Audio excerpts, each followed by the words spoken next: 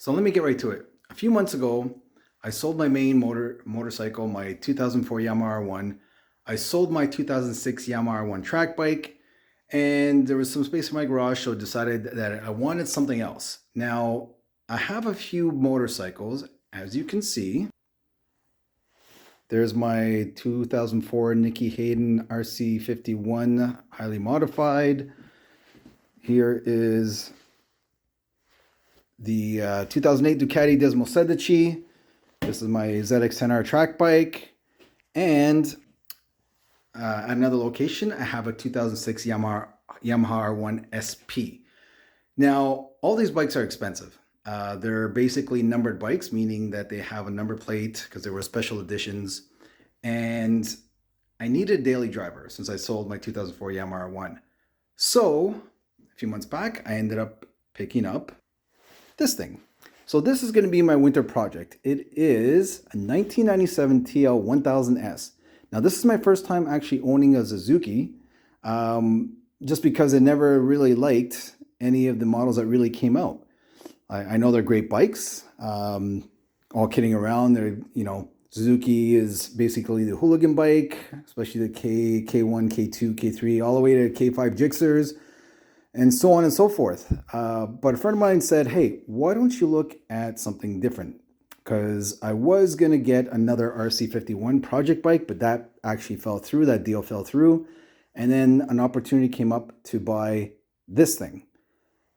And I wasn't sure what to make of it because really there's not that many of them. I know a lot of them were sold in Europe, mainly in the UK. It's a half fairing motorcycle.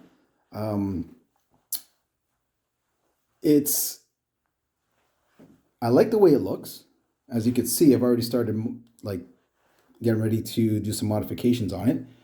I like the way it looks. I love the way it rides, believe it or not. Back in the day, it was called a Widowmaker, but honestly, in today's age, this bike is really slow compared to everything else.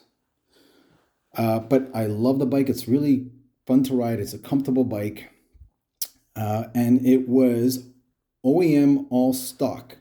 So when I went to look at the forums and, join some groups and stuff like that, everyone said, hey, keep it stock. And if you're going to modify it, make sure you can undo whatever modifications you're going to make to it. So that is technically the plan. In that box over there is basically a new undertail. So here is the original and not hacked up, all in one piece. And I'm going to keep it that way. I'm going to maintain it. So I bought another one that was already been hacked up just because I want to clean up the back end. So I got an integrated tail light, and just going to make some very minor mods. Now, the whole purpose of this is because I want to do it on a budget. I didn't spend a lot on this bike, but I do want to maintain, I do want to maintain it in the sense that whatever I do is going to be, I could undo it. So I'm going to keep all the OEM parts and that sort of thing. Funny thing is, these bikes here, so the TL1000S, the TL1000R, they really haven't gone up in value. Now, if you ever go and you try looking for, I know it's under the cover right now, but if you ever try going and searching for RC51, they have increased in price over the last few years. And now they kind of stabled out, but there's still an opportunity for those bikes to continue to increase in value, just like the old Honda RC45s and so on and so forth. I think they're just going to go that direction as well, as long as you have one that's maintained and original and that sort of thing. And maybe at some point it might happen with the TL1000S, TL1000R. So that was the whole purpose of trying to keep it stock. Now, let's go over here for a minute. And don't hate me. Like I said, I was doing everything on a budget. Everything's reversible. I ended up buying these shorty cans. Now, obviously, these are knockoffs, but I did some research. The welds on these things are pretty good. Okay, it comes with the baffles,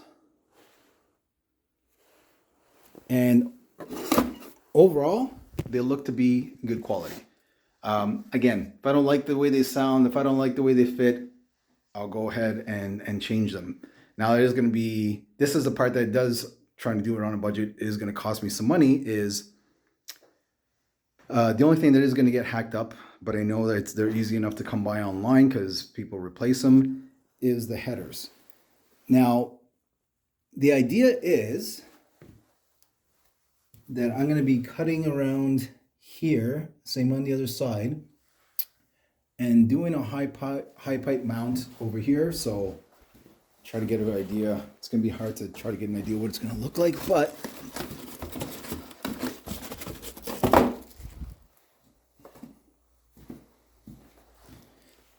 this is going to be somewhere over here. So the pipe's going to come down, go underneath here this way, down, make sure I have enough clearance for my foot, and then attach in over there. So I have a fabricator who's going to be able to do that for me. I might end up, and I haven't decided yet because it's not going to be cheap, I might end up doing a full system. He might actually do a full custom system, but that's, now we're starting to get in some big dollars, but it's a possibility I might do that, but I'll see.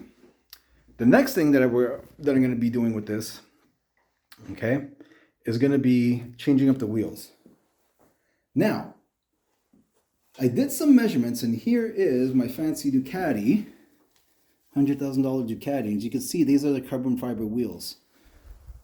I have another set of BST wheels, and I did some crude measurements, so the BST carbon fiber wheels, and I may try to retrofit those BST wheels, meant for a Ducati, meant for a Desmo, on the TL. That's going to be another, I say on a budget, but you can't really get around, not really budgeting for that. You got to do custom axles, custom spacers, and I still got to see if it's even possible to do. I think the front is definitely doable. I think these are, the Suzuki's are 25 mil axle. The Ducati is actually smaller, and then I only have to worry about the actual spacing of the actual caliper. The rear, on the other hand, because the small in the front, the rotors are actually closer together than they are on the TL, but that's easy enough to go and get a custom bracket made with a spacer in here to push the caliper slightly in, but I think it's good like 2.5 mil, and then up this way. Well, I got to take more measurements, but depending on the rotor. So I don't know off the top of my head if it's a 310 mil rotor or that sort of thing. Still have to do the measurements. The rear is going to be a little more tricky, just because the width between the rear rotor and the sprocket is slightly bigger on the Desmo.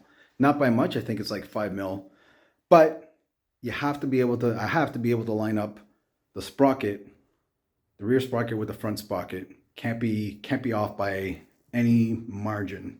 So I got to see if there's a way to solve for that.